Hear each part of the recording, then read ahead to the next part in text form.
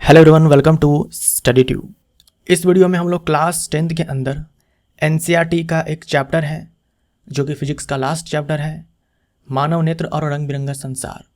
ये जो एनसीईआरटी के अंदर प्रकाश का परावर्तन और अपवर्तन वाला चैप्टर है उसके जस्ट बाद का चैप्टर है मानव नेत्र और रंग बिरंगा संसार। तो इस चैप्टर के लिए जो एनसीईआरटी एग्जाम्पलर के अंदर क्वेश्चंस हैं हम लोग उन सारे क्वेश्चंस को करने वाले हैं। साथ में एनसीईआरटी बुक के अंदर एक्सरसाइज वाले सेक्शन में जो 4-5 एमसीक्यू है उसको भी करेंगे। और मैंने कुछ यहाँ पर न्यूमेरिकल्स लिए हैं, कुछ न्यूमेरिकल्स मैंने एक्स्ट्रा यहाँ पर डाले हैं लेंस के संयोजन के ऊपर। लेंस के संयोजन के ऊपर मैंने आपको काफ़ी सारे न्यूमेरिकल करवाए हुए हैं जो मैंने ग्रुप डी के लिए ये सेट चलाया हुआ था जिसमें कि 24 सेट्स मैंने डाले थे। काफ़ी सारे सवाल मैंने आपको करवाए हुए हैं, तो वही सारे सवाल जो है हम लोग फिर से यहाँ पर रिपीट करेंगे। आप में से कुछ कमेंट कर रहे थे कि लेंस के संयोजन के ऊपर करवा दीजिए क्वेश्चंस, तो ये हम करेंगे। साथ में कुछ न्यूमेरिकल हैं जो दृष्टि दोष के ऊपर है। तो ये सारे टॉपिक्स हैं जो हम लोग इस वीडियो में कवर करने वाले हैं। मानव नेत्र, दृष्टि दोष, लेंस का संयोजन, प्रकीर्णन, वायुमंडलीय अपवर्तन। तो हम लोग सवाल देखेंगे और सवाल से संबंधित जो थ्योरी है हम लोग उससे कवर करेंगे। और थ्योरी ये आपका है एनसीईआरटी के अंदर से, यानी एनसीईआरटी का ही कटआउट मैंने लगाया हुआ है। जो इंपॉर्टेंट पॉइंट्स हैं उन सबको मैंने हाईलाइट और अंडरलाइन किया हुआ है। अगर मैं बात करूँ एग्जाम्पलर का, तो लाइट चैप्टर का एग्जाम्पलर जो है मैं आपको ऑलरेडी कंप्लीट करवा चुका हूँ। ठीक है, लाइट चैप्टर का एग्जाम्पलर मैं आपको कंप्लीट करवा चुका हूँ। और साथ में करंट इलेक्ट्रिसिटी चैप्टर भी मैं आपको कंप्लीट करवा चुका हूँ। और मैग्नेटिक इफेक्ट ऑफ करंट, इसको भी मैंने कंप्लीट करवा दिया हुआ है। इससे जस्ट पिछला वीडियो जो अपलोड हुआ है वो उसी का है। तो ये 3 चैप्टर्स के जो एनसीईआरटी एग्जाम्पलर के एमसीक्यूज है वो सारे आपके ऑलरेडी कंप्लीट हैं। चैनल के प्लेलिस्ट में जाओ, जो पहला प्लेलिस्ट मिलेगा उसी में सारे वीडियोज मिल जाएंगे। देखना, प्रकाश स्पेशल लिखा होगा, विद्युत स्पेशल लिखा होगा और विद्युत चुंबकीय प्रभाव वाला एक वीडियो होगा जिसमें लिखा होगा फ्लेमिंग के दाएं हाथ का नियम, फ्लेमिंग के बाएं हाथ का नियम, दक्षिण अंगुष्ठ नियम। ये आपको थंबनेल पे लिखा हुआ मिल जाएगा। तो वो है मैग्नेटिक इफेक्ट ऑफ करंट। तो ये सारे जो चैप्टर्स के एग्जाम्पलर एमसीक्यू है वो सारे ऑलरेडी कवर हैं, तो आप जाकर के इसको देख सकते हो। और ये हमारा लास्ट चैप्टर है क्लास 10 के अंदर, आई थिंक फिजिक्स के अंदर, जिसका हम लोग आज करने जा रहे हैं क्वेश्चंस। तो चलिए हम लोग स्टार्ट करते हैं। और सबसे पहले बुक के अंदर जो अभ्यास है उसमें जो एमसीक्यू दे रखा है 3-4 उसे कर लेते हैं। मानव नेत्र अभिनेत्र लेंस की फोकस दूरी, यानी मानव नेत्र के पास जो नेत्र लेंस है वो फोकस दूरी को समायोजित करके विभिन्न दूरियों पर रखी वस्तुओं को फोकसित कर सकता है। ऐसा हो पाने का कारण है, देखिए, एक तो चश्मे में लेंस लगा होता है वो हार्ड होता है, जो उसकी फोकस दूरी होती है वो निश्चित होती है, जो उसकी शक्ति होती है वो निश्चित होती है, फिक्स होती है। लेकिन हमारे आँख में जो लेंस है, जो आई लेंस है, वो जेली लाइक मटेरियल से बना हुआ है और वो अपनी फोकस दूरी को बदल सकता है वस्तु के दूरी के हिसाब से। उसका भी अपना एक लिमिटेशन है, ऐसा नहीं है कि जितना चाहे उतना चेंज कर लेगा वो, उसका भी अपना एक लिमिटेशन है। तो अपनी फोकस दूरी को बदल सकता है। तो ये जो बदलने की एबिलिटी है उसके पास, इसी को हम लोग एकोमोडेशन बोलते हैं। ठीक है, तो बी हमारा राइट आंसर हो जाएगा। इस प्रक्रिया को हम लोग एकोमोडेशन बोलते हैं। लेंस के पास जो एबिलिटी है इसे हम लोग एकोमोडेशन बोलते हैं। समंजन क्षमता, इसके बारे में हम लोग देखते हैं। ये बहुत ही ज़्यादा इंपॉर्टेंट स्लाइड है। ठीक है, ये बहुत ही ज़्यादा इंपॉर्टेंट स्लाइड है। देखिए, हमारे आँख में ये पक्षमापी पेशियाँ होती हैं, सिलियरी मसल होती है। हमारे आँख में ये सिलियरी मसल्स हैं। ये क्या है कि कभी कॉन्ट्रैक्ट करती है तो कभी रिलैक्स करती है, कभी रिलैक्स करती है तो कभी कॉन्ट्रैक्ट करती है। ये जो पक्षमाप पेशियाँ हैं ये कभी शिथिल होती है तो कभी संकुचित होती है। रिलैक्स कब करती है? जब हम दूर की वस्तु को देखते हैं, जब हम डिस्टेंट ऑब्जेक्ट को देखते हैं। और कॉन्ट्रैक्ट कब करती है? जब हम नियर बाई ऑब्जेक्ट को देखते हैं, जब हम नियर बाई ऑब्जेक्ट को देखते हैं। जब ये रिलैक्स होती है तो होता ये है कि जो लेंस की कर्वेचर है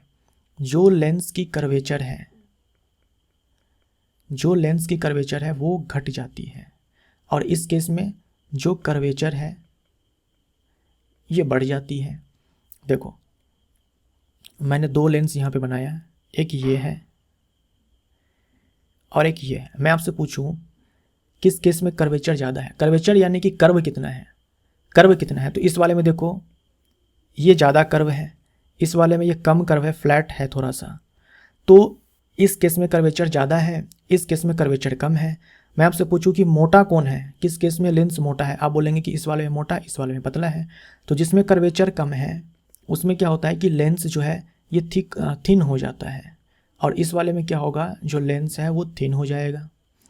थिन होने के बाद क्या होगा, इसकी जो फोकल डिस्टेंस है ये बढ़ जाती है, फोकस दूरी बढ़ जाती है। और इस केस में जो फोकस दूरी है घट जाती है। मतलब दूर की वस्तु देखना हो तो फोकस दूरी लेंस को बढ़ाना पड़ता है, नज़दीक की वस्तु देखना हो तो फोकस दूरी लेंस को कम करना पड़ता है।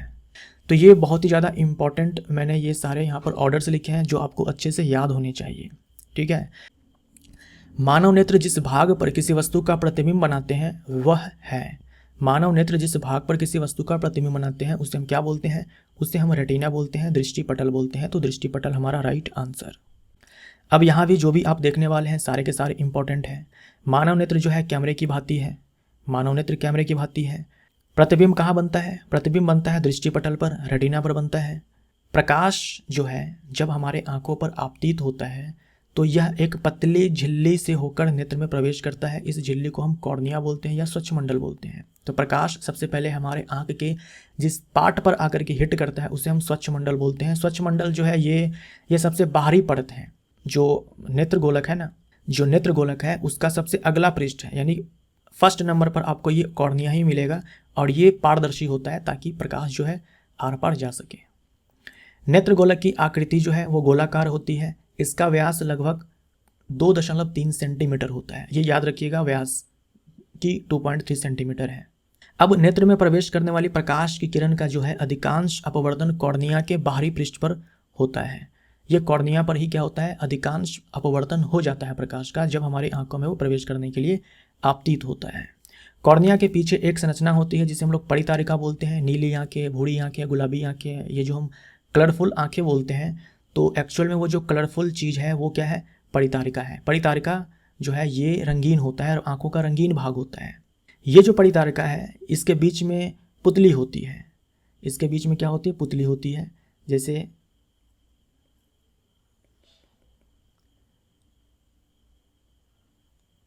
तो ये जो पार्ट है ना यही कलरफुल पार्ट होता है, इसमें पिगमेंट होता है। तो सबसे इन सब के ऊपर तो कॉर्निया है, उसके बाद जो है ये परितारिका है और बीच में ये छेद होता है। ठीक है, बीच में ये छेद होता है ब्लैक कलर का, बीच में ये छेद होता है ब्लैक कलर का जिससे होकर प्रकाश जो है अंदर जाता है। तो इसे हम लोग क्या बोलते हैं, प्यूपिल बोलते हैं, इसे हम पुतली बोलते हैं। पुतली के साइज को कंट्रोल करता है आइरिस, पुतली के साइज को कंट्रोल करता है आइरिस, और पुतली आंखों में जाने वाले प्रकाश की मात्रा को नियंत्रित करती है। अब ये जो नेत्र लेंस है रेटिना पर, दृष्टिपटल पर प्रतिबिंब बनाता है, वास्तविक और उल्टा। वास्तविक और उल्टा जब प्रतिबिंब बनता है तो हमारे इस दृष्टिपटल पर दो प्रकार के सेल्स होते हैं, दो प्रकार की कोशिकाएं होती हैं। एक रॉड सेल्स, ठीक है, और एक और प्रकार है जिसे हम लोग बोलते हैं कोन सेल्स। तो ये दो प्रकार की कोशिकाएं होती हैं, ये दोनों ही एक्टिवेट हो जाती है और जो प्रतिबिंब का निर्माण हुआ है उसे इलेक्ट्रिकल सिग्नल में कन्वर्ट कर देती है। इलेक्ट्रिकल सिग्नल में कन्वर्ट कर देती है। तो इलेक्ट्रिकल सिग्नल जो है जनरेट होती है। अब वो जो इलेक्ट्रिकल सिग्नल है वो इस ऑप्टिक नर्व के थ्रू हमारे ब्रेन को जाती है, ऑप्टिक नर्व के थ्रू वो सिग्नल। अब ब्रेन जो है उसे एनालाइज करता है, उस सिग्नल को एनालाइज करता है और कुछ मैनिपुलेशन करता है, और वो जो वस्तु जिसका प्रतिबिंब बना था उल्टा वो हमें सीधा दिखता है। वस्तु जैसा है हमें वैसा ही दिखता है जब ब्रेन उसे एनालाइज कर लेता है। तो ये पूरी कहानी है यहाँ पर लिखी हुई जो मैंने आपको शॉर्ट में बता दिया। ये जो ऑप्टिक नर्व है रेटिना के जिस भाग से ये ऑप्टिक नर्व से निकलती है उसे तो हम लोग ब्लाइंड स्पॉट बोलते हैं, अध बिंदु बोलते हैं। उसे हम क्या बोलते हैं, ब्लाइंड स्पॉट बोलते हैं। क्या आप मुझे कमेंट करके उस पॉइंट का नाम बताएंगे या उस एरिया का, उस रीजन का नाम बताएंगे जहाँ सबसे स्पष्ट प्रतिबिंब बनता है, एकदम क्लियर इमेज बनता है। देखो ब्लाइंड स्पॉट पर तो बनता ही नहीं है, बिल्कुल नहीं बनता है, और एक ऐसा स्थान है जहाँ सबसे क्लियर इमेज बनता है। क्या आप उस स्थान का नाम बता सकते हैं? वो रेटिना का ही पार्ट है, बता सकते हैं तो कमेंट करके बताइए। सामान्य दृष्टि के वयस्क के लिए यानी एक वयस्क जिसके अंदर कोई प्रॉब्लम नहीं है, किसी प्रकार का कोई दोष नहीं है, तो उसके लिए सुस्पष्ट दर्शन की अल्पतम दूरी होती है। सुस्पष्ट दर्शन की अल्पतम दूरी यानी कि least distance of distinct vision, यानी कि न्यूनतम दूरी जहाँ तक ये जो वयस्क है इसकी जो आंखें हैं वो स्पष्ट रूप से देख सकता है। तो आप सभी को पता होगा 25 सेंटीमीटर। पढ़ते हैं यहाँ पर, किसी वस्तु को आराम से सुस्पष्ट देखने के लिए आपको इसे अपने नेत्र से कम 25 सेंटीमीटर दूर रखना होगा। वह न्यूनतम दूरी जिस पर रखी कोई वस्तु बिना किसी तनाव के अत्यधिक स्पष्ट देखी जा सकती है उसे हम सुस्पष्ट दर्शन की अधिकतम दूरी बोलते हैं। इसी को हम नेत्र का निकट बिंदु बोलते हैं। हम सभी ह्यूमन के आंखों के लिए जो नियर पॉइंट है, निकट बिंदु है, वो 25 सेंटीमीटर है। वो क्या है? वो 25 सेंटीमीटर है। अगर ये आँख है और ये है 25 सेंटीमीटर, तो अगर आप इधर कहीं पर रखोगे वस्तु को तो स्पष्ट रूप से नहीं दिखाई देगा। अगर आप 25 सेंटीमीटर रखे हो तो दिखाई देगा, या फिर क्या करो, आप इधर की ओर रखो। तो हम सभी के आंखों के लिए नियर पॉइंट 25 सेंटीमीटर है। वह दूरतम बिंदु जिस तक कोई नेत्र वस्तु को सुस्पष्ट देख सकता है नेत्र का दूर बिंदु यानी कि फार पॉइंट कहलाता है, और ये अनंत दूरी पर होता है। ये क्या है? अनंत दूरी पर होता है, यानी कि हम वस्तु को देख पाएंगे जब वस्तु अनंत और इस 25 सेंटीमीटर के बीच में हो। ठीक है। अब कभी कभी क्या होता है, बढ़ते एज के साथ व्यक्तियों के नेत्र का जो क्रिस्टलीय लेंस होता है, यानी कि वही जो जेली लाइक मटेरियल का बना हुआ लेंस होता है, वो दूधिया हो जाता है और धुंधला हो जाता है। इस स्थिति को हम बोलते हैं कैटरेक्ट यानी कि मोतियाबिंद। मोतियाबिंद अगर व्यक्ति को हो जाता है तो दृष्टि में कमी हो जाती है, या तो दृष्टि में कमी हो जाएगी थोड़ी बहुत, या फिर पूरी तरह से दृष्टि खत्म हो जाती है। पूरी तरह से दृष्टि जो है ये क्षय हो जाता है। लेकिन इसे ठीक किया जा सकता है, सर्जरी करके इसे ठीक किया जा सकता है। अभिनेत्र लेंस यानी कि आई लेंस की फोकस दूरी में परिवर्तन किया जाता है। स्टार्टिंग में ही मैंने आपसे कहा फोकस दूरी में वो परिवर्तन कर पाता है। किसकी मदद से? पक्षमावी द्वारा, सिलियरी मसल के द्वारा। दृष्टि पटल पर क्या होता है? प्रतिबिंब का निर्माण होता है, वास्तविक उल्टा। परितारिका जो है पुतली के साइज को कंट्रोल करता है और पुतली आंखों में जाने वाली प्रकाश की मात्रा को नियंत्रित करता है। परितारिका ये आंखों का रंगीन भाग होता है। जो व्हाइट कलर का पार्ट होता है हमारे आंखों का, उसे हम बोलते हैं स्क्लेरा। अब ये है हमारे एग्जाम्पलर का सवाल। ठीक है, ये 4 सवाल थे जो आपके एनसीईआरटी बुक के अंदर जो एक्सरसाइज है उसके अंदर ये 4 सवाल थे एमसीक्यू। अब हम देखते हैं एनसीईआरटी एग्जाम्पलर के क्वेश्चंस। ठीक है, तो ये पहला क्वेश्चन है, कोई व्यक्ति 2 मीटर से अधिक दूरी पर स्थित बिंबों को स्पष्ट नहीं देख सकता। इस दोष का संशोधन उस लेंस के उपयोग द्वारा किया जा सकता है जिसकी क्षमता है। अब देखो, इस व्यक्ति की आंखों में दोष है, या तो निकट दृष्टि दोष है या दूर दृष्टि दोष है। इसीलिए क्या है कि ये 2 मीटर से अधिक दूरी पर स्थित बिंबों को यानी कि ऑब्जेक्ट को नहीं देख सकता है। तो केस कुछ ऐसा है कि ये व्यक्ति की आंख है और ये मैंने लाइन ऐसे खींचा। देखो 25 सेंटीमीटर से नज़दीक तो भाई कोई नहीं देख पाएगा, मतलब क्लियरली नहीं देख पाएगा, ऐसा नहीं कि बिल्कुल भी नहीं। इसके बाद तो अनंत तक देख सकता है ना।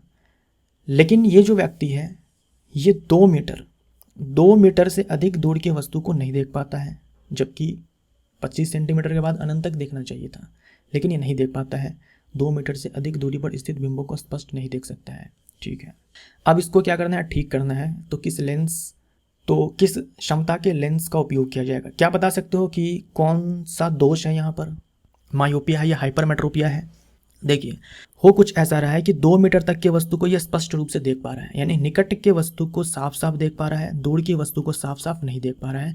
निकट की वस्तु को साफ साफ देख पा रहा है, दूर की वस्तु को साफ साफ नहीं देख पा रहा है। मतलब ये जो व्यक्ति है इसके आंखों में दोष कौन सा है? मायोपिया है।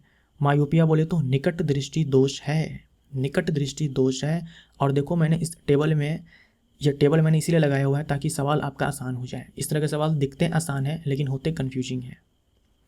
देखो, जब पता चल गया कि मायोपिया है तो सवाल में जो दी गई दूरी होगी उसे हम लोग वी मान लेंगे। हम बोलते हैं ना वस्तु दूरी प्रतिबिंब दूरी, तो इसे हम लोग क्या मानेंगे? वी मानेंगे, और नेगेटिव साइन के साथ हम लोग इसे ले लेंगे, और जो v होगा वही हमारा यहाँ पर f हो जाता है। तो f इज इक्वल टू हो जाएगा हमारा -2 मीटर। और अगर आपको f पता है तो 1/f करके हम लोग डायोप्टर में निकाल लेंगे पावर। तो ये -1/2 यानी कि -0.5 डायोप्टर। जो ये फोकल लेंथ है ये नेगेटिव आया है। आप जानते हो फोकल लेंथ नेगेटिव जो है अवतल लेंस के केस में होता है, यानी इस व्यक्ति को दिया जाएगा अवतल लेंस जिसकी शक्ति होगी -0.5 डायोप्टर। तो बी हमारा राइट आंसर हो जाएगा। ये टेबल बहुत ही ज़्यादा इंपॉर्टेंट है, ये मत सोचो यहाँ पर कि इन्फिनिटी कैसे आया, -25 सेंटीमीटर कैसे आया, ये अभी छोड़ दो, ठीक है। सबके पीछे लॉजिक है ना। लेकिन इस तरह के सवाल आए तो न्यूमेरिकल बनाने के लिए ये टेबल आपको याद होना बहुत ही ज़रूरी है, ताकि आप फटाफट से इसका आंसर निकाल पाओ। अब देखो ये तो क्वेश्चन नंबर 1 था, ठीक है। तो एग्जाम्पलर के हम लोग क्वेश्चन नंबर 2, 3 ये सब देखेंगे, लेकिन उससे पहले क्या करते हैं, कुछ और सवाल देख लेते हैं इस वाले टेबल के ऊपर। मैंने ये सारे सवाल आपको करवाए हुए हैं, दोबारा से मैं आपको करवा रहा हूँ। यदि किसी व्यक्ति के लेंस की क्षमता -2 डायोप्टर है तो व्यक्ति देख नहीं सकता। तो व्यक्ति देख नहीं सकता, देखो पावर है इसका -2 डायोप्टर, तो एफ कितना हो जाएगा, तो फोकल लेंथ इसका हो जाएगा कितना, 1/p, ये फॉर्मूला हो जाएगा। तो ये हो जाएगा हमारा -1/2 यानी कि -0.5 मीटर। लेकिन हमें सारी की सारी जो वैल्यू दी गई है यहाँ पर वो सेंटीमीटर है, तो इसमें क्या करेंगे हम 100 से मल्टीप्लाई करेंगे तो ये 50 सेंटीमीटर हो जाएगा। तो यहाँ पर देखो f आया है हमारा -50 सेंटीमीटर, तो जो f आएगा ये वही v हो जाएगा, उसी को हम v बोलेंगे। v = -50 centimetre. अच्छा, v हम बोलते हैं प्रतिबिंब की दूरी को, ठीक है, प्रतिबिंब की दूरी। तो ये प्रतिबिंब जो है कौन सा प्रतिबिंब है, ये जो लेंस जो इस्तेमाल किया जा रहा है ना, उसने प्रतिबिंब बनाया है, उसने प्रतिबिंब बनाया है, तो ये उसकी प्रतिबिंब दूरी है। अभी मैं आगे आपको समझा दूंगा, फिलहाल आप यहाँ पर देखो, फोकल लेंथ जो है यहाँ पर नेगेटिव है। फोकल लेंथ नेगेटिव है मतलब दर्पण कौन सा है, दर्पण जो है हमारा यहाँ पर कॉनकेव है, यानी कि अवतल दर्पण है। अवतल दर्पण हम लोग किस केस में इस्तेमाल करते हैं, मायोपिया को ठीक करने के लिए करते हैं।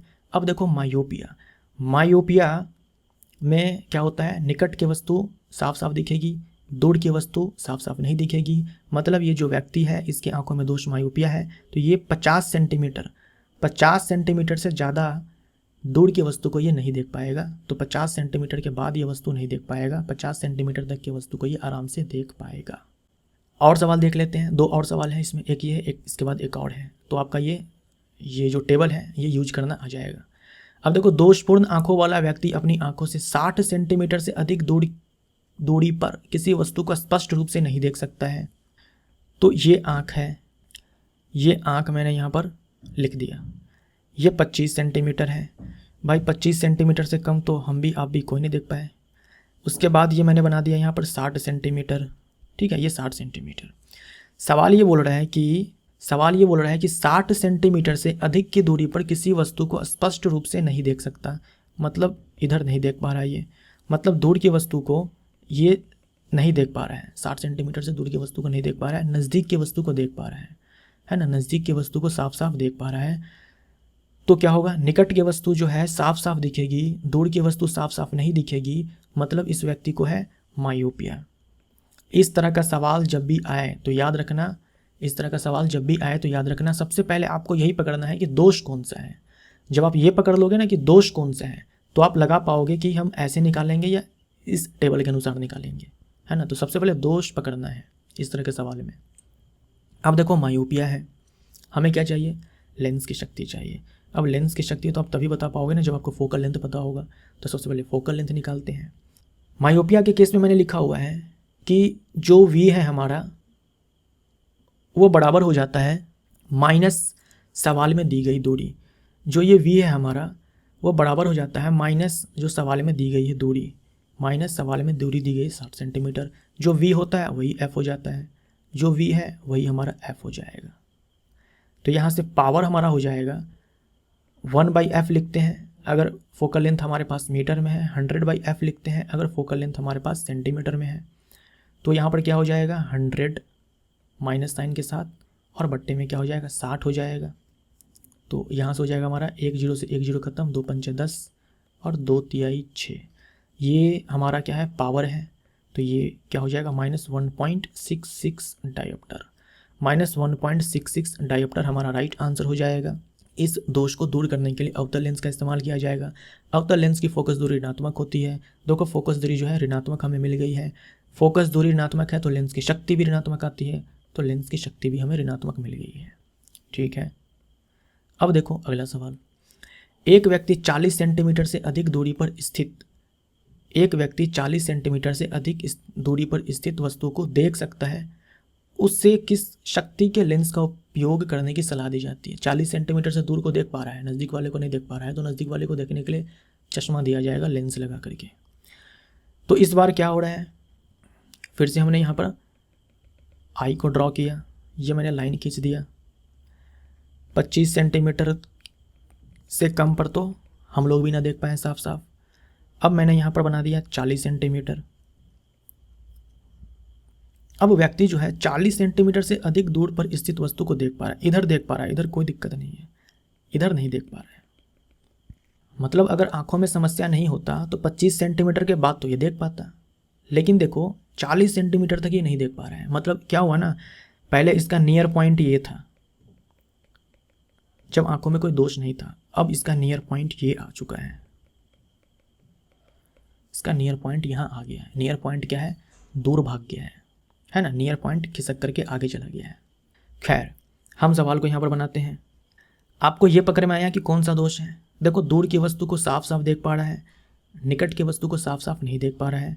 ये केस है हाइपरमेट्रोपिया का। ये केस किसका है, हाइपरमेट्रोपिया का।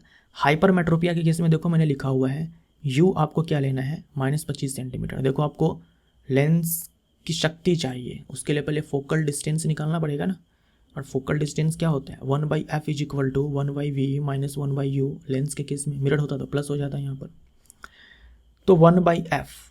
अब देखो v हम क्या लेंगे, v लेंगे हम, सवाल में दी गई दूरी है माइनस साइन के साथ, तो हमने यहाँ पर ले लिया -1/40 माइनस u हम लेंगे -25 सेंटीमीटर, -25 सेंटीमीटर। अब देखते हैं, तो ये हो जाएगा हमारा, ये हमारा हो जाएगा -1/40 प्लस 1/25। इस दोनों का एलसीएम कितना आएगा, 40 और 25 का एलसीएम कितना आएगा, 200 आएगा। 200 है तो ये हो जाएगा हमारा -5 और ये हो जाएगा 8, तो ये हो जाएगा हमारा 300 और बट्टे में 200, 300 और बट्टे में 200। तो f हमारा यहाँ से आया 200/3। ठीक है,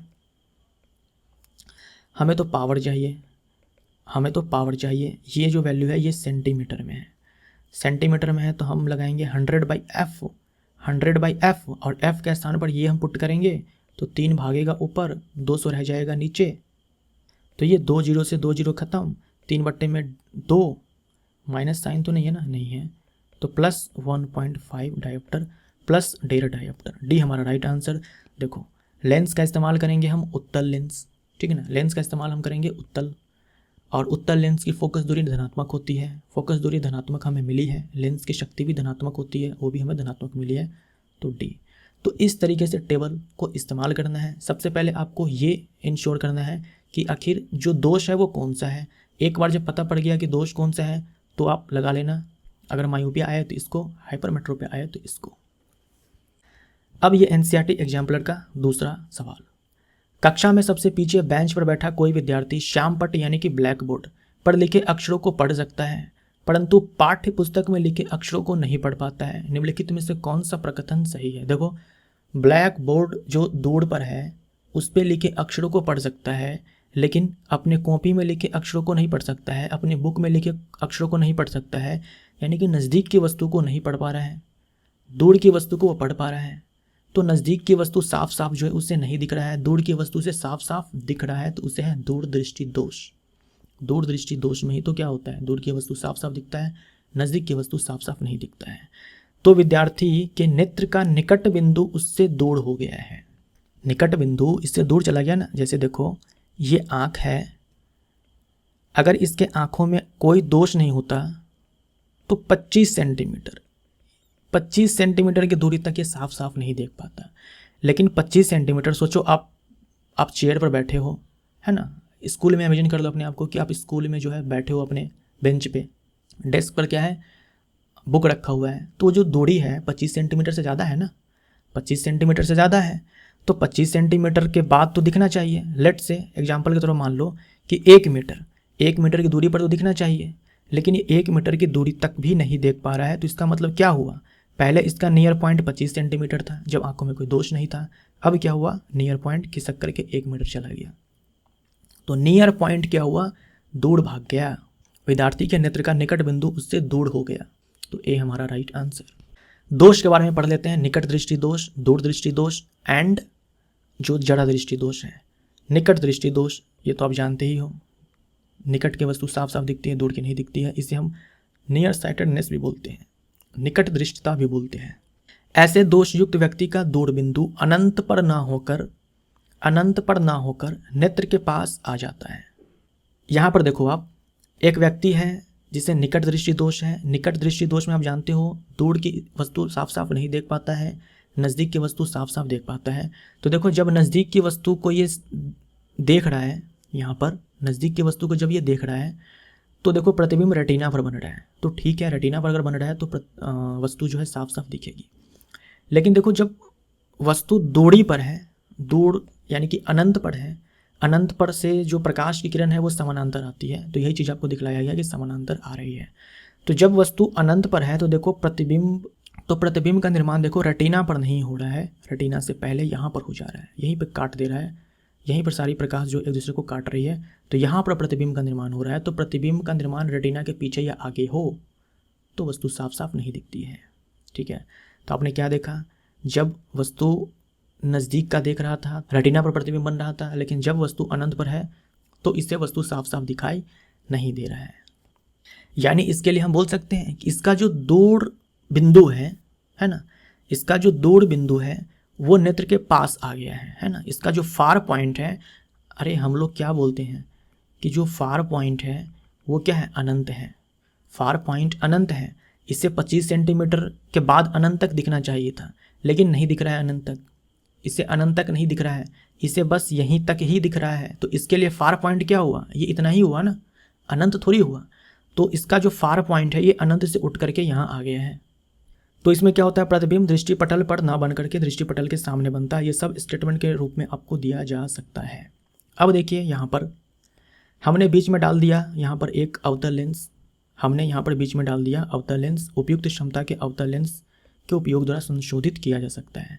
अब देखो जब हमने अवतल लेंस डाला तो पता है क्या हुआ, ये हुआ कि यहाँ देखो पैरेलल लाइन आपको दिखलाया गया है कि अनंत पर जो वस्तु रखा हुआ था, अनंत पर जो वस्तु रखा हुआ था, इस लेंस ने क्या किया, उसका प्रतिबिंब बना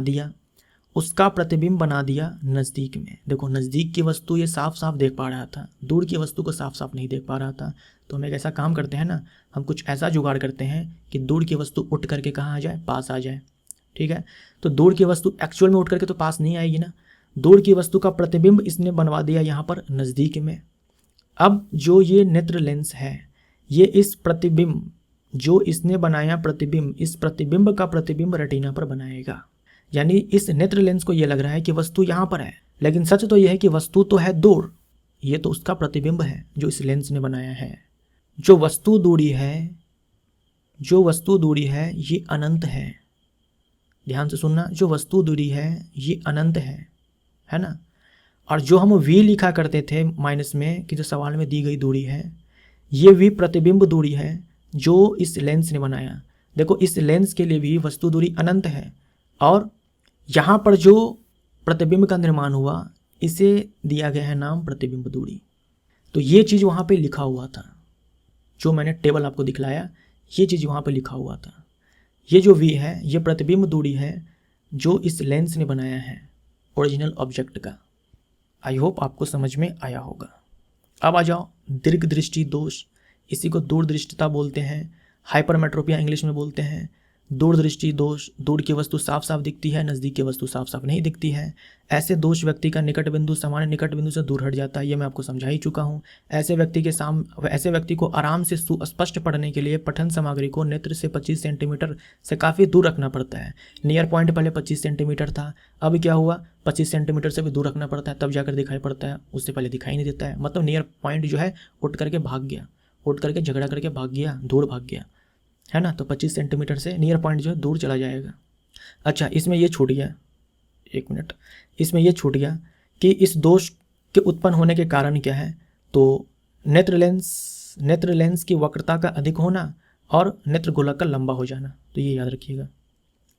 यहाँ आ जाओ, प्रकाश की किरण दृष्टि पटल के पीछे फोकसित होता है, उस वाले में आगे हो रहा था, इसमें पीछे हो रहा है। इस दोष के उत्पन्न होने के कारण क्या है? नेत्र लेंस की फोकस दूरी का अत्यधिक हो जाना, नेत्र गोलक का छोटा हो जाना। ठीक करने के लिए उत्तल लेंस का इस्तेमाल किया जाता है। यहाँ पर अगर ध्यान से देखो आप, ये दूर स्थित वस्तु है, ये नज़दीक स्थित वस्तु है। ये नज़दीक स्थित वस्तु है, ये दूर स्थित है। जब वस्तु दूर स्थित है तो देखो प्रतिबिंब रेटिना पर बन चुका है, लेकिन जब नज़दीक के वस्तु को इसने देखा तो प्रतिबिंब रेटिना के पीछे भाग गया, है ना।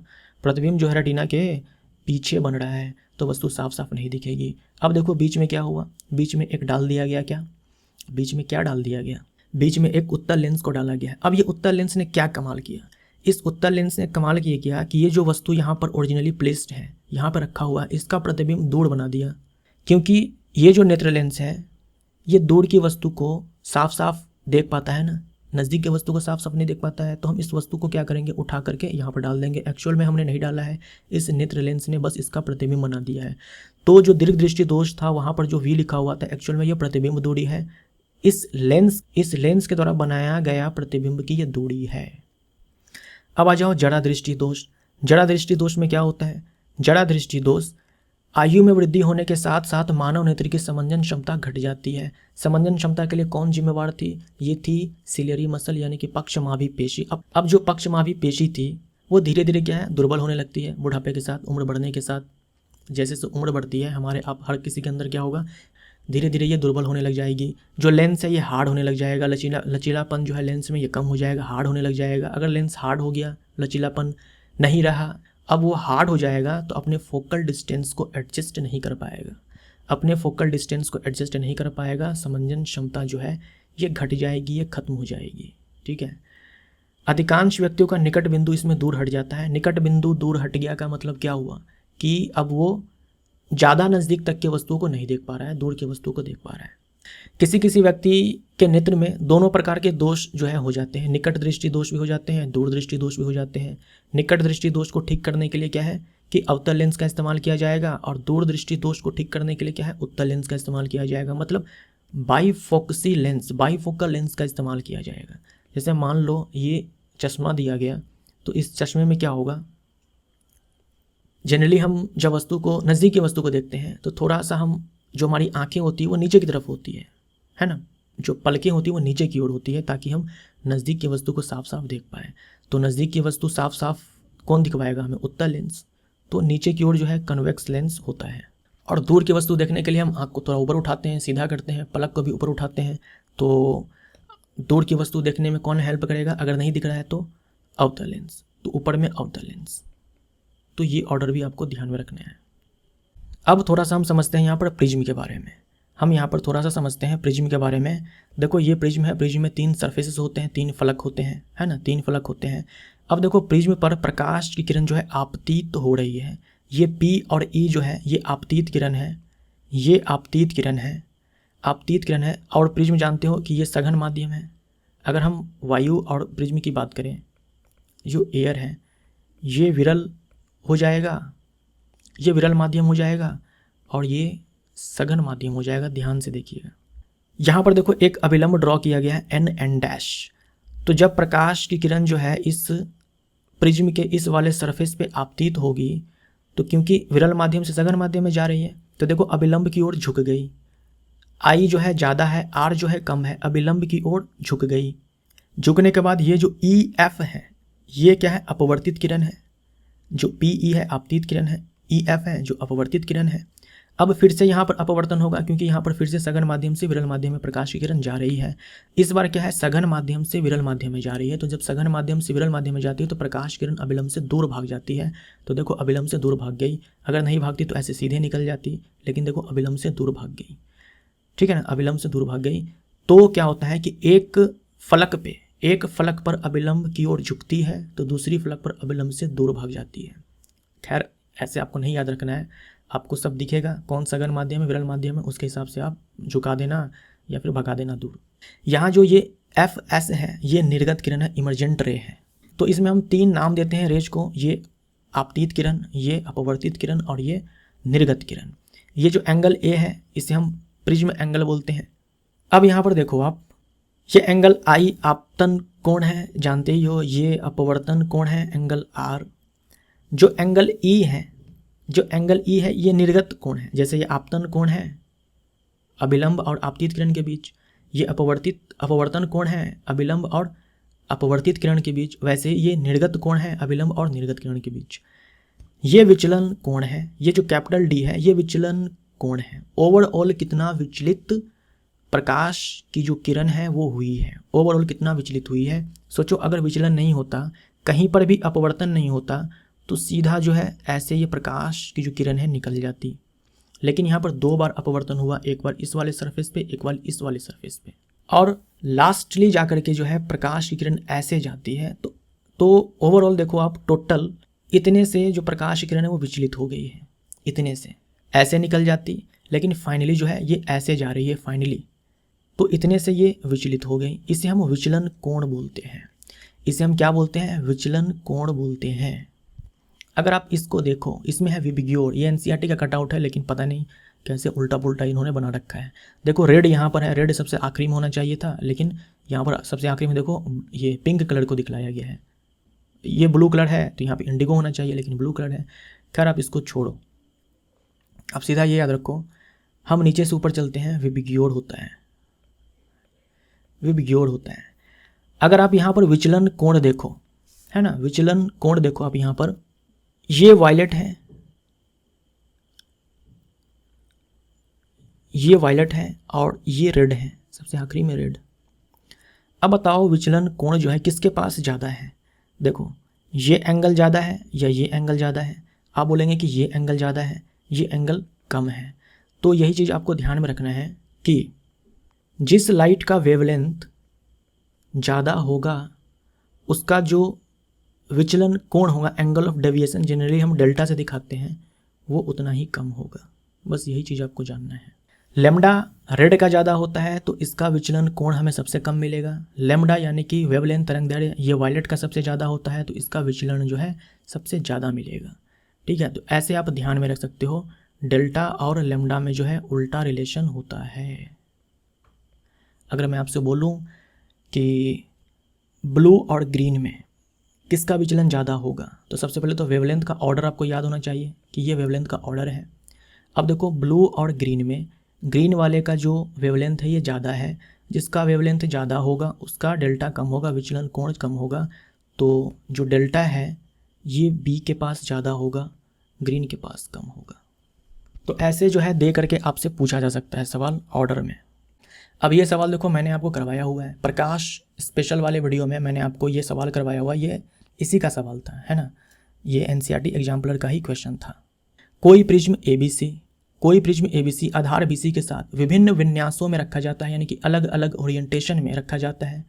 श्वेत प्रकाश का कोई पतला प्रकाश पुंज, जैसा कि चित्र में दिखाया गया है, के अनुसार इस प्रिज्म पर आपतित है। नीचे दिए गए किस प्रकरण में, यानी कौन से केस में, केस 1, 2, 3, 4, इनमें से कौन से केस में प्रकाश के विक्षेपण के बाद जो है शीर्ष से तीसरा वर्ण आकाश के वर्ण के तद अनुरूपी है? क्या समझे आप? तीसरा वर्ण जो है आकाश के वर्ण यानी कि आकाश का रंग। तो आकाश का रंग कैसा होता है?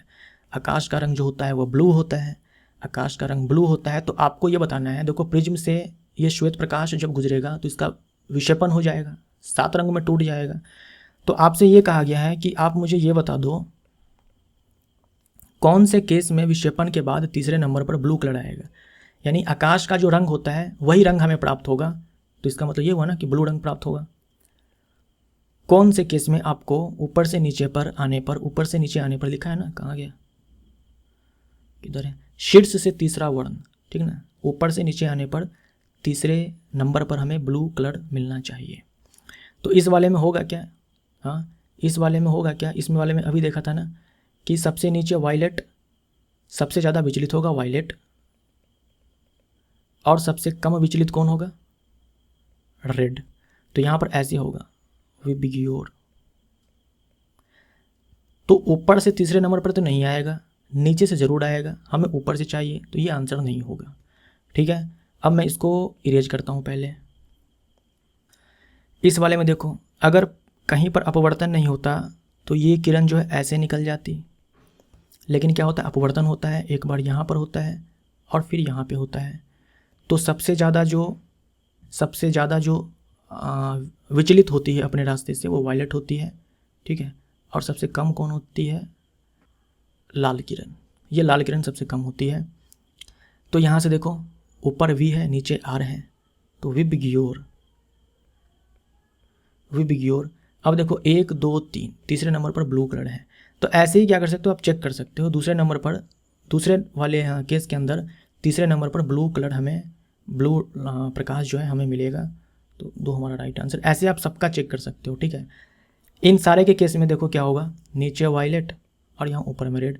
यहाँ भी क्या होगा, जो ये 4 नंबर वाला है, ये 1 नंबर वाला है, ये थोड़ा सा आप इसको क्या करो, उठा दो, थोड़ा सा आप ऐसे उठा दो, तो सेम मिलेगा, नीचे वायलेट और ऊपर में रेड मिलेगा।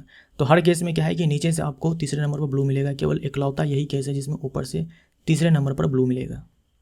दोपहर के समय सूर्य श्वेत प्रतीत होता है क्योंकि तब, दोपहर के समय जो सूर्य है वो श्वेत प्रतीत होता है, क्यों? क्योंकि प्रकाश का न्यूनतम प्रकीर्णन होता है।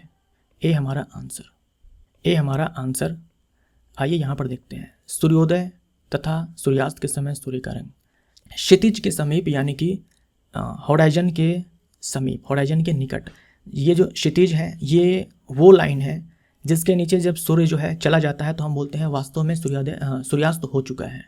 और जब ये होराइजन के ऊपर आता है, क्षितिज के ऊपर आता है, तो हम बोलते हैं कि वास्तव में सूर्योदय हो चुका है। तो क्षितिज के समय स्थित सूर्य से आने वाला प्रकाश हमारे नेत्रों तक पहुंचने से पहले पृथ्वी के वायुमंडल में वायु की मोटी परतों से होकर गुजरता है। जब सूर्य सिर से ठीक ऊपर, लंबवत रूप से ऊपर हो, तो सूर्य से आने वाला प्रकाश अपेक्षाकृत कम दूरी चलेगा। मतलब यहाँ पर अगर ऑब्जर्वर है ना, यहाँ पर अगर ऑब्जर्वर है तो यहाँ से प्रकाश को यहाँ पर आने में ज़्यादा दूरी तय करना होगा। लंबवत रूप से ऐसे प्रकाश आएगा तो कम दूरी तय करना पड़ेगा। दोपहर के समय सूर्य श्वेत प्रतीत होता है क्योंकि नीले तथा बैंगनी वर्ण का बहुत थोड़ा भाग ही प्रकीर्णन हो पाता है, ठीक है। आगे क्या है, क्षितिज के समीप नीले तथा कम तरंगदैर्घ्य के प्रकाश का अधिकांश भाग कणों द्वारा प्रकीर्णन हो जाता है, इसलिए हमारे नेत्र तक पहुंचने वाला प्रकाश अधिक तरंगदैर्घ्य का होता है। इससे सूर्योदय एवं सूर्यास्त के समय सूर्य रक्ताभ प्रतीत होता है। सूर्य जो है रक्ताभ प्रतीत होता है। सबसे पहले आप इसको देखो, जब क्षितिज के समय यानी जब जस्ट सूर्योदय होता है या जो प्रकाश किरण ऐसे तिरछी आती है हमारे पास, जब तिरछी आती है तो उससे वायुमंडल में क्या होता है, ज़्यादा डिस्टेंस ट्रेवल करना पड़ता है। और वायुमंडल में ज़्यादा डिस्टेंस जब ये ट्रेवल करता है तो blue light and violet light जो है इसका स्कैटरिंग जो है हो जाता है, लेकिन जो ज़्यादा वेवलेंथ वाले लाइट होते हैं जैसे कि रेड है, जैसे कि ऑरेंज है, इन सब का स्कैटरिंग जो है नहीं होता है, अच्छे से नहीं होता है, बहुत ही कम होता है। सबसे ज़्यादा स्कैटरिंग इनका होता है। तो ये तो फैल जाते हैं, हमारे आंखों तक पहुंचने से पहले ही ये अच्छे से फैल जाते हैं। लेकिन रेड है, ऑरेंज है, ये सब स्कैटर्ड नहीं होते हैं, तो ये फैलते नहीं हैं और सीधा हमारे आंखों के पास पहुंच जाते हैं। इसीलिए क्या है कि सूर्योदय के ठीक बाद और सूर्यास्त से ठीक पहले जो है हमें रेड ऑरेंज कलर का सूर्य दिखाई देता है। इसके पीछे कारण यही है कि रेड लाइट, ऑरेंज लाइट, इन सब का स्कैटरिंग नहीं हो पाता है, हमारे आंखों तक ही आराम से पहुंचता है। जो ब्लू और वायलेट लाइट है इसका स्कैटरिंग जो है हो जाता है। अब जब सूर्य क्या है दिन के समय ठीक हमारे सिर के ऊपर होता है तो ये वायुमंडल में कम दूरी तय करता है। तो वायुमंडल में इसे, वायुमंडल के जो सूक्ष्म कण हैं, जो धूल कण हैं, इनका सामना इसे कम करना पड़ता है। तो सारे ही प्रकाश का, हम इन सब की बात करते हैं, सारे ही प्रकाश का जो प्रकीर्णन है ये कम होता है, ठीक है, बहुत ही कम प्रकीर्णन होता है, न्यूनतम प्रकीर्णन होता है। इसीलिए ये सब मिल करके श्वेत हमें दिखाते हैं सूर्य को, क्योंकि इन सब का नहीं होता है, इन सब का प्रकीर्णन नहीं होता है। तो ये सब जब संयोजित हो जाते हैं तो कैसा दिखता है, वाइट दिखता है, इसीलिए हमें श्वेत दिखता है। यहाँ देखो लिखा हुआ है नीले प्रकाश का कम प्रकीर्णन, और नीला ही नहीं हर प्रकाश का कम प्रकीर्णन होता है। रेड वाले का तो ऐसे भी नहीं होता है, रेड वाले का तो ऐसे भी प्रकीर्णन नहीं होता है। तो इन सारे ही कलर का प्रकीर्णन जो है ना न्यूनतम होता है। जब इन सब का न्यूनतम होगा और ये सारे मिल जाएंगे तो ये वाइट कलर देते हैं। इंद्रधनुष बनने में प्रकाश की कौन सी परिघटनाएं सम्मिलित होती है? इंद्रधनुष बनने में 3 तरह की घटनाएं होती है, 3 भौतिक घटनाएं होती है, अपवर्तन, विक्षेपण और आंतरिक परावर्तन। सी हमारा राइट आंसर। अपवर्तन, विक्षेपण, आंतरिक परावर्तन पूर्ण आंतरिक परावर्तन को आप टिक नहीं मारेंगे, केवल आंतरिक परावर्तन, पूर्ण आंतरिक परावर्तन हीरे में होता है, इसमें नहीं होता है। यहाँ पर देखिए आप, जो इंद्रधनुष है ये प्राकृतिक स्पेक्ट्रम है। जैसे प्रिज्म से श्वेत प्रकाश गुजरता है, 7 रंगों में टूट जाता है, ऐसे ही वायुमंडल में जो जल की बूंदें होती हैं वो भी प्रिज्म की तरह ही व्यवहार करती है, वो भी प्रिज्म की तरह व्यवहार करती है। और जब प्रकाश जो है उससे होकर के गुजरता है तो ये 7 रंगों में टूट जाता है। तो ये नेचुरल स्पेक्ट्रम है। याद रखिएगा, जो इंद्रधनुष है ये हमेशा हमेशा सूर्य के विपरीत दिशा में बनता है। ठीक है, सूर्य के विपरीत दिशा में, सूर्य अगर पूरब में है तो पश्चिम में, पश्चिम में है तो पूरब में, ऐसे बनेगा। और जल की जो बूंदें होती है वायुमंडल में जो लटकी हुई होती है वो प्रिज्म के भांति व्यवहार करती है। क्या क्या होता है देखो, अपवर्तन होता है। यहाँ पर आप देखो, सूर्य का प्रकाश, ये वर्षा की बूंदें हैं। एक बार अपवर्तन यहाँ पे हुआ, अपवर्तन भी हो गया और विक्षेपण भी हो गया। यहाँ पर 2 लाइट रे आपको दिखलाई गई है ना, तो ये विक्षेपण के लिए है। अपवर्तन भी हो गया यहाँ से, इसी वाले सरफेस के साथ अपवर्तन भी हो गया और विक्षेपण भी हो गया। उसके बाद देखो यहाँ पर आंतरिक परावर्तन हुआ है और उसके बाद फिर से यहाँ पर अपवर्तन हुआ है। अपवर्तन एक बार यहाँ पर हुआ और एक बार यहाँ पर हुआ, यानी कि 2 बार अपवर्तन हुआ है। एक बार आंतरिक परावर्तन हुआ है और एक बार विक्षेपण हुआ है। पहले वाले पर क्या हुआ, अपवर्तन विक्षेपण, यहाँ पर आंतरिक परावर्तन और यहाँ पर अपवर्तन। तारों के टिमटिमाने का कारण क्या है? जब भी एग्जाम में सवाल पूछा जाता है तारों के टिमटिमाने के पीछे कारण क्या है, एक ऑप्शन में दिखेगा वायुमंडलीय अपवर्तन, क्योंकि यही कारण ही होता है तो वही होगा ना। वायुमंडल में परिवर्ती अपवर्तनांकों के विभिन्न परतों द्वारा प्रकाश का अपवर्तन। वायुमंडल की जो परत है वो काफ़ी मोटी है, आप जानते हो, भूगोल में आप पढ़ते हो, काफ़ी मोटी है। और क्या है कि उनका संगठन, उनका कंपोजिशन चेंज होते रहता है। कंपोजिशन चेंज होते रहता है मतलब क्या हुआ, उनकी डेंसिटी जो है, उसका जो डेंसिटी है वो बदलता रहता है। डेंसिटी अगर बदलता रहता है तो क्या होगा, जैसे ही कंपोजिशन चेंज होगा डेंसिटी चेंज हो जाएगा, डेंसिटी चेंज होगा अपवर्तनांक बदल जाएगा। ठीक है, यानी संगठन चेंज होगा, कंपोजिशन चेंज होगा, अपवर्तनांक बदल जाएगा और बार बार अपवर्तनांक बदलेगा तो जो प्रकाश तारों से हमारे तक पहुंच रहा है वो उसका बार बार अपवर्तन होगा। ठीक है, तो परिवर्ती अपवर्तनांकों यानी कि बदलते हुए अपवर्तनांकों के विभिन्न परतों द्वारा प्रकाश का अपवर्तन। एक बार 2 बार अपवर्तन नहीं होता है, हमारे आंखों तक पहुंचते पहुंचते कई बार अपवर्तन होता है, कई बार जो है अपवर्तन होता है। तो यही कारण है, वायुमंडलीय अपवर्तन के कारण जो है तारे जो है टिमटिमाते हुए दिखते हैं। तारे जो हैं उनकी जो आभासी स्थिति है वो लगातार बदलती रहती है। तो यहाँ पर देखो, तारों का टिमटिमाना वायुमंडलीय अपवर्तन के कारण होता है। ठीक है, मेन जो है वही आपको ध्यान में रखना है। बाकी यहाँ पर जो है इसको पढ़ लेना आप खुद से, एक बार आप इसको पढ़ लेना। बाकी मेन जो पॉइंट है वो वही आपको बस उतना ही याद रखना है कि वायुमंडलीय अपवर्तन के कारण अपवर्तन क्या होता है ये आप जानते हो। ग्रह क्यों नहीं टिमटिमाते हैं? ग्रह क्यों नहीं टिमटिमाते हैं तो इसके पीछे कारण है कि ये पृथ्वी के काफ़ी पास है। बस इतना ही, पृथ्वी के काफ़ी पास है। बाकी एक बार आप इसको रीड जरूर कर लेना। ठीक है, एक बार इसको वीडियो पॉज करके जरूर पढ़ लेना। आगे आते हैं, स्वच्छ आकाश नीला प्रतीत होता है क्यों? स्वच्छ आकाश नीला प्रतीत होता है क्यों? इसके पीछे क्या कारण है? नीला प्रकाश वायुमंडल में अवशोषित हो जाता है, पराबैंगनी विकिरण वायुमंडल में अवशोषित हो जाते हैं। वायुमंडल द्वारा अन्य सभी वर्णों के प्रकाश की तुलना में बैंगनी तथा नीला प्रकाश अधिक प्रकीर्णित होता है। ये सही हो जाएगा, ये सही हो जाएगा। VIBGYOR ये विबग्योर है। ये क्या है? वेवलेंथ का ऑर्डर है। तो याद रखिएगा, ये अगर वेवलेंथ का ऑर्डर है तो ये स्कैटरिंग का ऑर्डर है। कहना ये चाह रहा हूँ मैं कि वेवलेंथ और स्कैटरिंग में उल्टा संबंध है। जिस लाइट के पास वेवलेंथ जितना ज़्यादा होगा उसका स्कैटरिंग उतना ही कम होगा, उसका स्कैटरिंग उतना ही कम होगा। हम लोगों ने थोड़ी देर पहले बात किया था।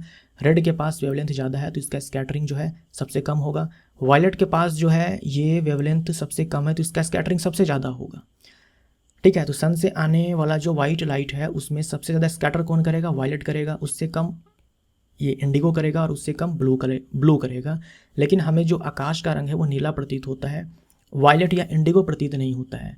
देखो, ऑर्डर तो यही है, रिलेशन तो यही है, लेकिन हमें जो आकाश है वो नीला प्रतीत होता है। हमें जो आकाश है वो नीला प्रतीत होता है। तो इसके पीछे पहला कारण तो ये है कि जो हमारी आंखें हैं वो ब्लू कलर को अच्छे से सेंस कर पाती है, पहला कारण। दूसरा कारण यह है कि स्पेक्ट्रम में ब्लू कलर का जो अमाउंट है, ब्लू कलर के प्रकाश का जो अमाउंट है ये ज़्यादा है इन दोनों की तुलना में। इसीलिए क्या है कि हमें ब्लू दिखता है आकाश। तो कारण क्या है, कौन सी भौतिक घटना है इसके पीछे? आकाश का रंग नीला होता है, ये है। स्वच्छ आकाश का रंग नीला क्यों होता है? स्वच्छ आकाश का रंग नीला क्यों होता है मैंने आपको बता ही दिया, है ना, मैंने आपको बता ही दिया। जो मैंने आपको बताया है, मतलब जो मैंने आपसे कहा ना, ये वेवलेंथ और इन दोनों में उल्टा रिलेशन है, तो यही चीज़ें लैंग्वेज में लिखी हुई है, आप इसको पढ़ लेना। खतरे के संकेत का प्रकाश लाल रंग का होता है। लाल रंग कोहरे या धुएं से सबसे कम प्रकीर्णित होता है, इसलिए यह दूर से देखने पर भी लाल रंग का ही दिखाई देता है। इसीलिए सूर्यास्त से ठीक पहले, सूर्योदय के ठीक बाद जो हमें सूर्य है वह रक्ताभ दिखाई देता है। दूर से ही हमें रक्ताभ दिखाई देता है, लाल ऑरेंज कलर का दिखाई देता है, क्योंकि इसका प्रकीर्णन जो है हमारे वायुमंडलीय कण द्वारा बहुत ही कम होता है। वायु में श्वेत प्रकाश के विभिन्न वर्णों के प्रकाश के फैलने के संबंध में निम्नलिखित में से कौन सा प्रकथन सही है? यानी वायु में जो श्वेत प्रकाश के अलग अलग रंग हैं उसके फैलने के संबंध में निम्नलिखित में से कौन सा कथन सही है? देखो, सिर्फ ये वाला कथन जो है सही है। श्वेत प्रकाश के सभी वर्ण समान चाल से गमन करते हैं। वायु में प्रकाश के सारे जो कलर है ना वो सेम ही स्पीड से चलते हैं, 3 × 10⁸ मीटर पर सेकेंड। बाकी सारे गलत है, पढ़ लेना, सी जो है सही है। ऊंचे भवनों के शीर्ष पर लगे खतरे के संकेत लाल वर्ण के होते हैं। इन्हें दूरी से आसानी से देखा जा सकता है, क्योंकि अन्य वर्ण की अपेक्षा लाल वर्ण का प्रकाश धुएं तथा कोहरे द्वारा न्यूनतम प्रकीर्णित होता है। B answer. सूर्योदय तथा सूर्यास्त के समय सूर्य के रक्ताभ प्रतीत होने में निम्नलिखित परिघटनाओं में से किसका महत्वपूर्ण योगदान है? सूर्योदय तथा सूर्यास्त के समय सूर्य जो है रक्ताभ प्रतीत होता है, इसके पीछे क्या कारण है?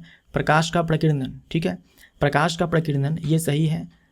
और क्या होता है इसमें? ब्लू एंड वायलेट, या फिर बोल दो जिनका वेवलेंथ कम होता है वो स्कैटर कर जाता है ना, उसका स्कैटरिंग हो जाता है। रेड हो गया, ऑरेंज हो गया, क्या लिख रहा हूँ, ऑरेंज हो गया, या फिर क्या बोल दो कि जिनका वेवलेंथ ज़्यादा होता है उनका स्कैटरिंग कम होता है।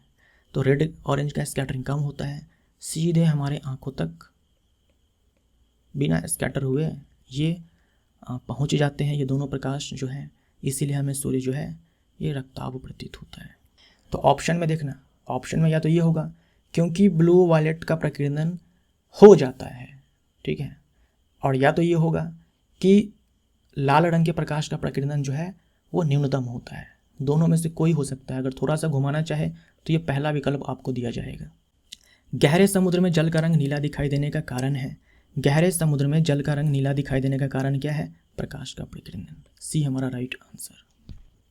आकाश का नीला रंग, गहरे समुद्र के जल का रंग, सूर्योदय तथा सूर्यास्त के समय सूर्य का रक्ताभ दिखाई देना, सबके पीछे कारण कौन है? प्रकाश का प्रकीर्णन। अब देखो यहाँ पर एक और पॉइंट ध्यान रखना, वास्तविक विलयन यानी कि ट्रू सॉल्यूशन बोले तो जैसे कि नमक पानी का घोल, चीनी पानी का घोल, है ना, दारू पानी का घोल, अल्कोहल वाटर का घोल, ये सब ट्रू सॉल्यूशन है। तो वास्तविक विलयन से गुजरने वाले प्रकाश किरण पुंज का मार्ग हमें दिखाई नहीं देता है। ठीक है, मतलब अगर आपके पास नमक पानी का घोल है, एक कांच का गिलास लो, नमक पानी का घोल उसमें ले लो और बाहर से आप टॉर्च जलाओ, उस सॉल्यूशन से पास करवाओ, तो जो लाइट का पाथ है यानी प्रकाश किरण का जो पुंज का मार्ग है वो हमें दिखाई नहीं देता है। लेकिन कोलाइडी विलयन में जहाँ कणों का साइज अपेक्षाकृत बड़ा होता है, वास्तविक विलयन से बड़ा साइज कणों का होता है कोलाइडी विलयन में, वहाँ हमें ये मार्ग जो है दृश्य होता है। तो इसके पीछे भी कारण है प्रकाश का प्रकीर्णन। मतलब सीधा मैं बोल रहा हूँ आपको, अगर आपसे ये पूछ दे कि टिंडल प्रभाव के पीछे क्या कारण है, तो प्रकाश का प्रकीर्णन। जब प्रकाश नेत्र में प्रवेश करता है तो अधिकांश अपवर्तन कहाँ होता है? सबसे ज़्यादा अपवर्तन कहाँ होता है? स्वच्छमंडल यानी कि कॉर्निया। नेत्रदान में कॉर्निया ही दान में दिया जाता है। नेत्र लेंस की फोकस दूरी में वृद्धि हो जाती है जब नेत्र लेंस की फोकस दूरी में वृद्धि हो जाती है जब नेत्र की पेशियाँ, थोड़ी देर पहले मैंने आपसे कहा था जो सिलेरी मसल है कॉन्ट्रैक्ट होती है, रिलैक्स होती है, कॉन्ट्रैक्ट होती है, रिलैक्स होती है। तो फोकस दूरी में वृद्धि कब हुई थी? जब हमारी आंखें दूर की वस्तु देखती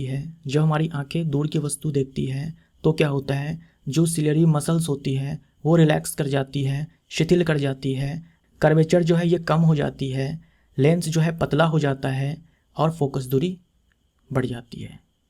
ठीक है, कर्वेचर अगर बढ़े तो फोकस दूरी घट जाती है, कर्वेचर अगर घटे तो फोकस दूरी बढ़ जाती है।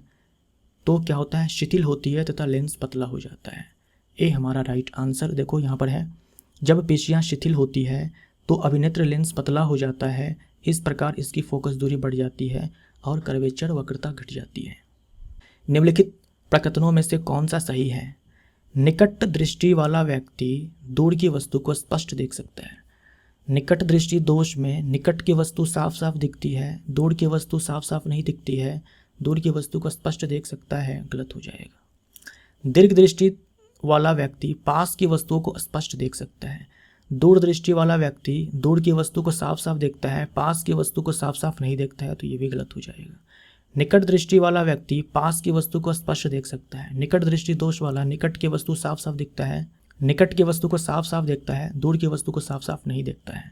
तो ये स्टेटमेंट जो है सही है। निकट दृष्टि वाला पास की वस्तु को स्पष्ट देखता है, दीर्घ दृष्टि दूर की वस्तु को स्पष्ट नहीं देख सकता, तो गलत हो जाएगा। आंसर हमारा सी हो जाएगा। अब देखो कुछ न्यूमेरिकल्स, लेंस के कॉम्बिनेशन के ऊपर के लेंस को चिपका दिया, सटा दिया, चिपकाया नहीं सटा दिया, तो जो कॉम्बिनेशन बनेगा उसका पावर क्या होगा। इस तरह के सवाल मैंने आपको काफ़ी करवाए हुए हैं, ठीक है, काफ़ी करवाए हुए हैं। आप में से कुछ ने कमेंट किया था कि सर इस तरह का सवाल आपने नहीं करवाया लेंस में, मैंने करवाया हुआ है। ऐसा कोई भी न्यूमेरिकल आपके एग्जाम में नहीं आएगा जो मैंने नहीं करवाया होगा, मैं आपको पहले ही बता दे रहा हूँ।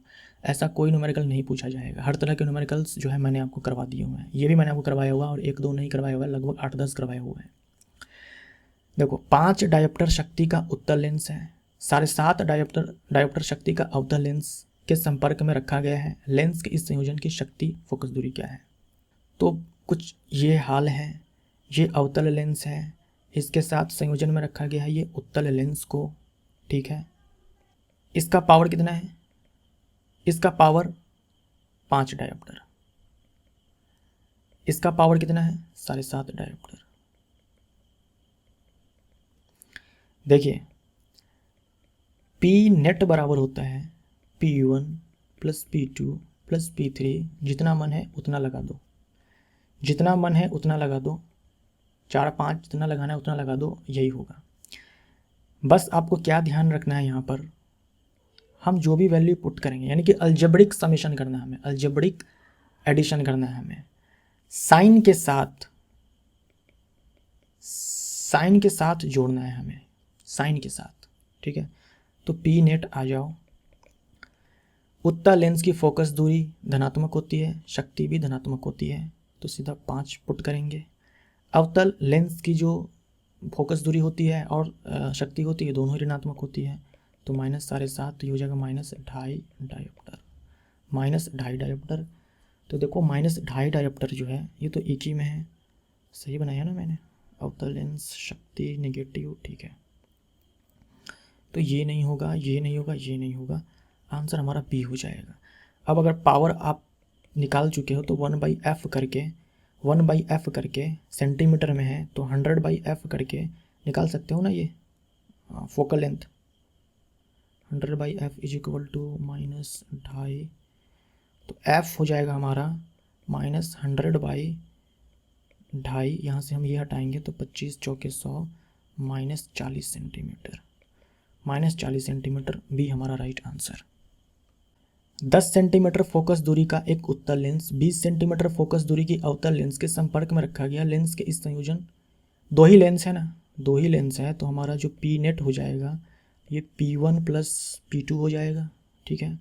अब देखो हमें क्या है कि पावर डायरेक्ट नहीं दिया गया है, हमें फोकल लेंथ दी गई है, तो कोई बात नहीं है, आंसर हमें सेंटीमीटर में चाहिए, तो सबको हम ऐसे लिख लेंगे, F net is equal to